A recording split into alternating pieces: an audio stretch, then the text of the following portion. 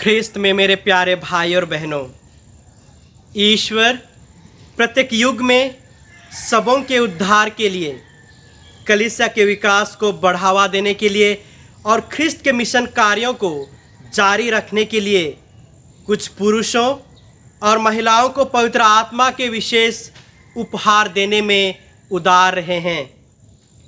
19वीं सदी के पूर्व संत विंसेंट पलोटी उन लोगों में से एक थे जिन्हें ईश्वर ने विशेष कृपादान और प्रेरणा से संपन्न किए थे। संत विंसेंट पलोटी का जन्म 1795 में राजनीतिक और धार्मिक संकट के समय हुआ था। उन्होंने ख्रिस्तियों को विश्वास को मजबूत बनाने के लिए, उनकी आत्मा को फिर से जागृत करने के लिए और उनको सक्रिय रूप से कलीसिया के कार्यों में भागीदारी होने के लिए प्रेरित किए और इसीलिए उन्होंने कैथोलिक प्रेरित धर्म समाज की स्थापना की।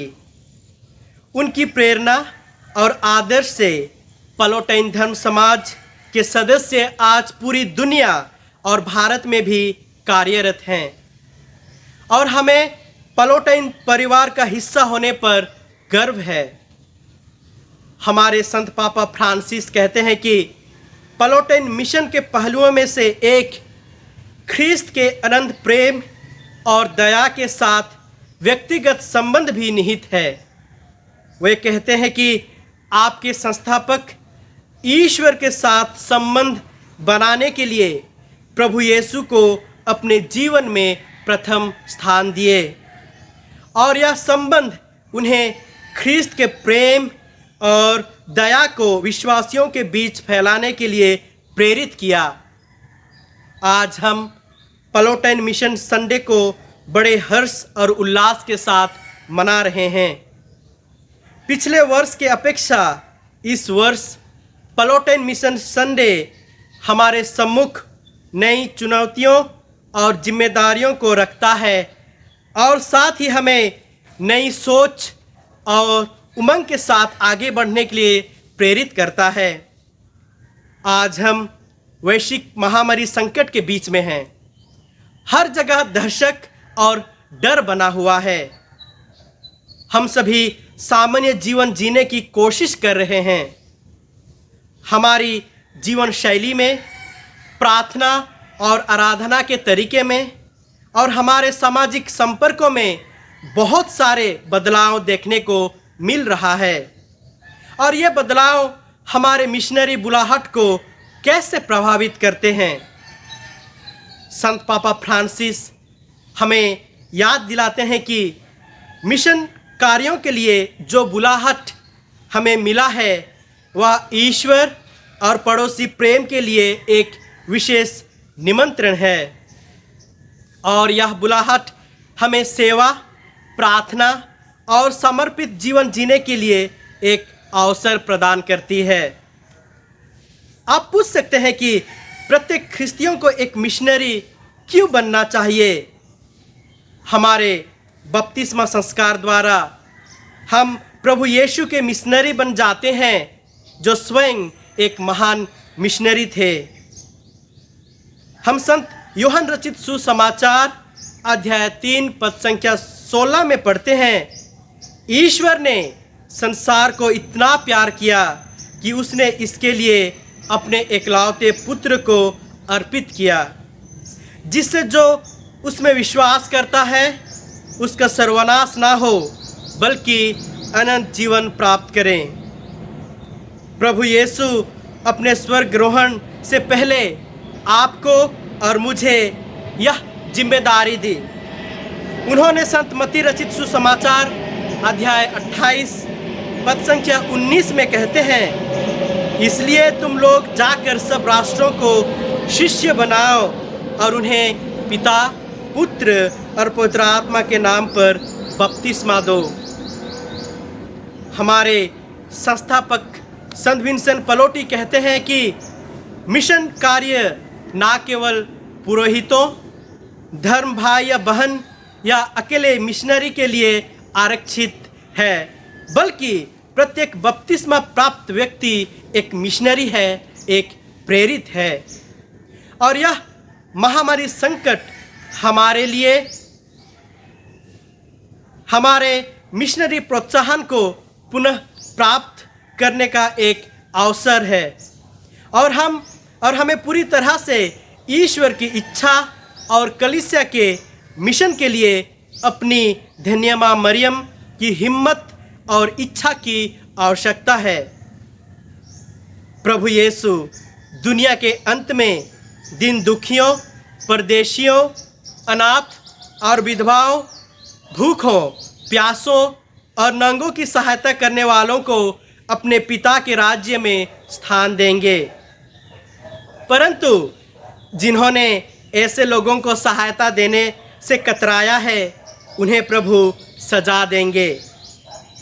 संत मत्ती रचित सुसमाचार अध्याय 25 पद संख्या 40 में प्रभु कहते हैं, तुमने मेरे भाइयों में से किसी एक के लिए, चाहे वह कितना ही छोटा क्यों ना हो, जो कुछ किया वह मेरे लिए ही किया। और संत याकूब अपने पत्र अध्याय 2 पद संख्या 14 से 17 में कहते हैं कि यदि कोई यह कहता है कि मैं विश्वास करता हूँ किंतु उसके अनुसार आचरण नहीं करता, तो इससे क्या लाभ? क्या विश्वास ही उसका उद्धार कर सकता है? मान लीजिए कि किसी भाई या बहन के पास ना पहनने के लिए कपड़े हो और ना रोज़ रोज़ खाने के लिए चीज़। यदि आप लोगों में से कोई उनसे कहे, खुशी से जाइए, गरम गरम कपड़े पहनिए और भरपेट खाइए, किंतु वह उन्हें शरीर के लिए ज़रूरी चीज़ें नहीं दे, तो इससे क्या लाभ?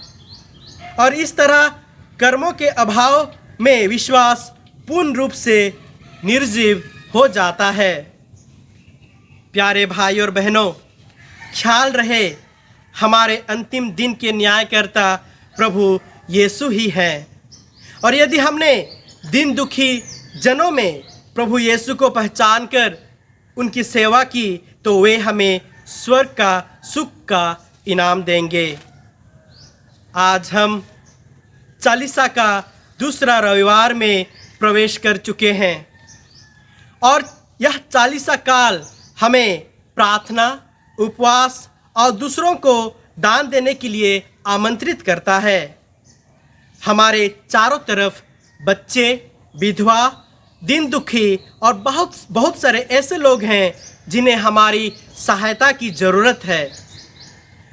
जो कुछ भी हम दान देते हैं, हम प्रेम से दें, खुले दिल से सहायता करें और ईश्वर हमें आशीर्वाद प्रदान करेंगे।